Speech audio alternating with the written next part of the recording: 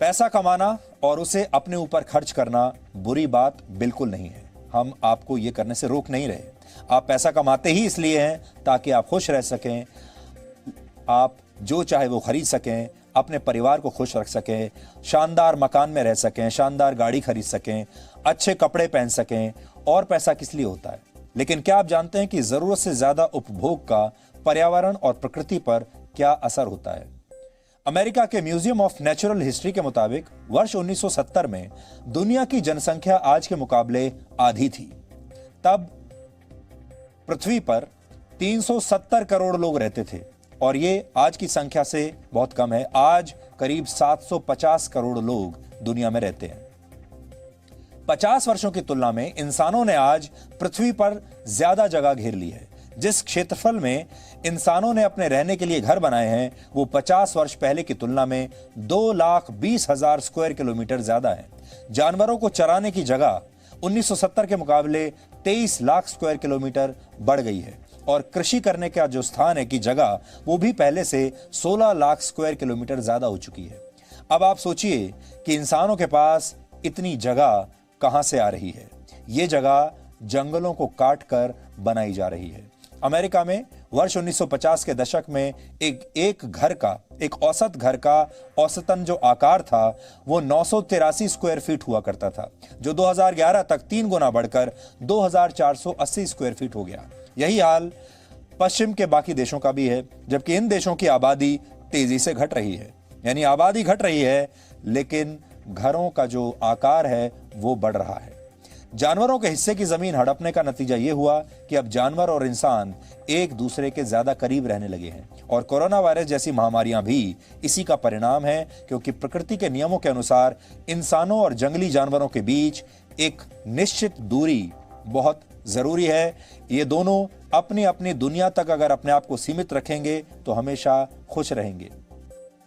संयुक्त राष्ट्र की एक रिपोर्ट के मुताबिक पूरी दुनिया में हर साल 130 करोड़ किलोग्राम खाना बर्बाद हो जाता है, जिसकी कीमत 75 लाख करोड़ रुपए से ज्यादा होती है। पूरी दुनिया में हर साल जो कार्बन एमिशन होता है उसमें फूड प्रोडक्शन की हिस्सेदारी 22% है। फिर भी दुनिया के करोड़ों लोग हर साल बड़ी मात्रा में खाना बर्बाद कर देते हैं, प्रकृति को नुकसान पहुंचाते हैं। लेकिन यह भी सही है कि इसके बावजूद पूरी दुनिया में करोड़ों लोग भूखे भी सोते हैं, उनके पास आज भी खाने के लिए, पेट भरने के लिए खाना नहीं है। यह हाल तब है जब दुनिया के करीब 190 करोड़ लोग मोटापे का शिकार हैं। यानी कुछ लोग मोटापे से मर रहे हैं, ज्यादा खाने से मर रहे हैं और कुछ लोग बिना खाए भूख से मर रहे हैं। इतना ही नहीं, प्रति व्यक्ति मीट प्रोडक्ट्स की खपत भी 65% तक बढ़ चुकी है। मीट प्रोडक्ट्स के उत्पादन के दौरान भारी मात्रा में कार्बन एमिशन होता है।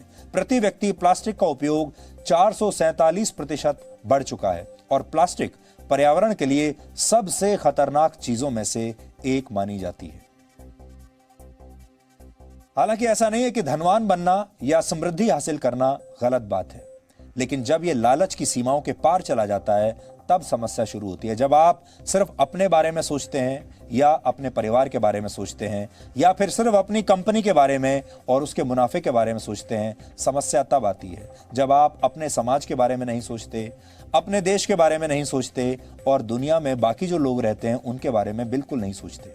दुनिया में जो लोग सबसे अमीर हैं उनकी आबादी में हिस्सेदारी सिर्फ 0.5% है। यानी पूरी दुनिया की आबादी के सिर्फ 0.5% लोग सबसे अमीर हैं, सबसे ज्यादा पैसा उनके पास है।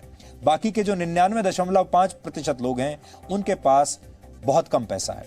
लेकिन इन 4 करोड़ लोगों का जीवन जीने का तरीका सोचिए, सिर्फ इन 4 करोड़ लोगों के जीवन जीने का तरीका 14% कार्बन एमिशन के लिए जिम्मेदार है पूरी दुनिया में, जबकि दुनिया के 400 करोड़ लोग ऐसे हैं जो किसी तरीके से बड़ी मुश्किल से अपना जीवन यापन करते हैं और कार्बन एमिशन में इनकी हिस्सेदारी सिर्फ 10% है।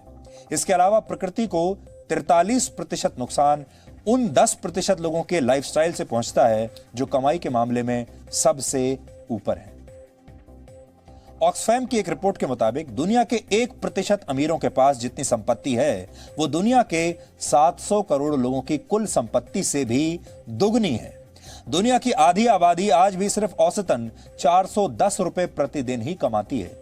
धनवान लोगों पर लगने वाले टैक्स की हिस्सेदारी 1 रुपए में 4 पैसे के बराबर है। और दुनिया के सबसे अमीर लोग अपना 30% टैक्स कभी भी चुकाते ही नहीं, या चुकाते भी हैं तो बहुत कम वैल्यू पर चुकाते हैं। हालांकि हाल ही में अमेरिका और ब्रिटेन समेत 6 देशों के अमीर लोगों ने, जो वहां के सबसे अमीर लोग हैं, उन्होंने अपनी अपनी सरकारों से कहा है कि अमीर लोगों पर, यानी उन पर और ज्यादा टैक्स लगाया जाए, क्योंकि वो इस दौर में दूसरे लोगों की मदद करना चाहते हैं। ये उदाहरण इसलिए आज आपको दे रहे हैं ताकि आप समझ सकें कि जिनके पास ज्यादा दौलत है, ज्यादा समृद्धि है, पर्यावरण और प्रकृति का सम्मान करने की जिम्मेदारी उनकी ज्यादा बनती है। लेकिन सवाल यह है कि आज के दौर में आपको असली शांति किस चीज से मिल सकती है? पैसे से, या स्वास्थ्य से, या खुशी से, या शांति से? आप चाहे नौकरी करते हो या व्यवसाय करते हो, सारी मेहनत का उद्देश्य यह होता है कि आप ज्यादा पैसा कमा सकें और आप ज्यादा शांति और सुकून के साथ जीवन बिता सकें। लेकिन क्या यही काफी है? कुछ देर पहले हमने आपसे प्राचीन ग्रीस के आक्रमणकारी और विस्तारवादी राजा अलेक्जेंडर का जिक्र किया था। राजा क्या, सम्राट था वो, जिसने अलेक्जेंड्रिया नाम का भव्य शहर बसाया था। अलेक्जेंडर जब भारत पर आक्रमण करने के लिए आगे बढ़ रहा था, तब उसकी मुलाकात ग्रीस के एक महान दार्शनिक और संत डायोजेनिस से हुई। अलेक्जेंडर डायोजेनिस से बहुत प्रभावित था, इसलिए वो डायोजेनिस से मिलने गया और उन्हें अपने साथ चलने के लिए कहा। उस समय डायोजेनिस धूप सेक रहे थे और अलेक्जेंडर उनके सामने आकर खड़ा हो गया।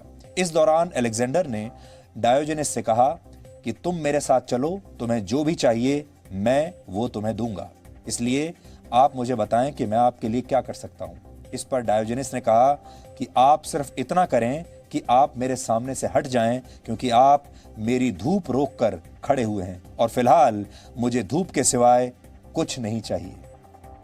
अब आप सोचिए, डायोजेनिस के लिए उस समय धूप सेकना ही सबसे ज्यादा खुशी और सबसे ज्यादा आनंद का विषय था। किसी को भी धूप सेकने से इतनी खुशी कैसे मिल सकती है? लेकिन यह बात सही है। इसके बाद अलेक्जेंडर वहां से निराश होकर चला गया।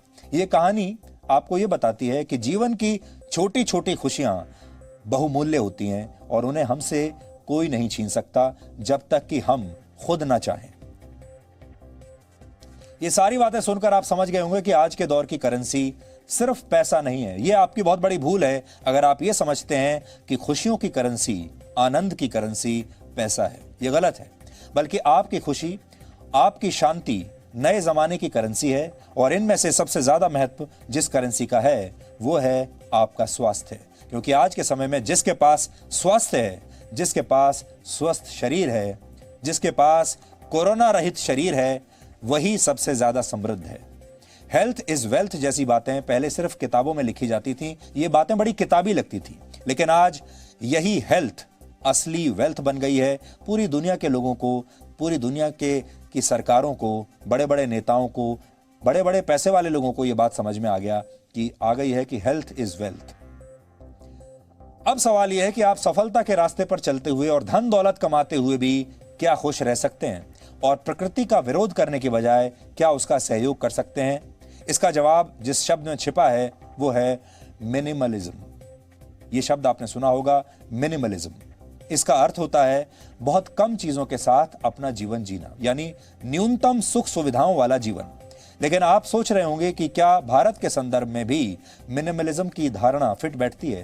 क्योंकि आपको अपने आसपास शायद ज्यादातर ऐसे लोग दिखाई नहीं देते होंगे जो बहुत कम सुविधाओं के बावजूद खुश रहते हैं। भौतिक सुविधाओं की बात कर रहे हैं हम।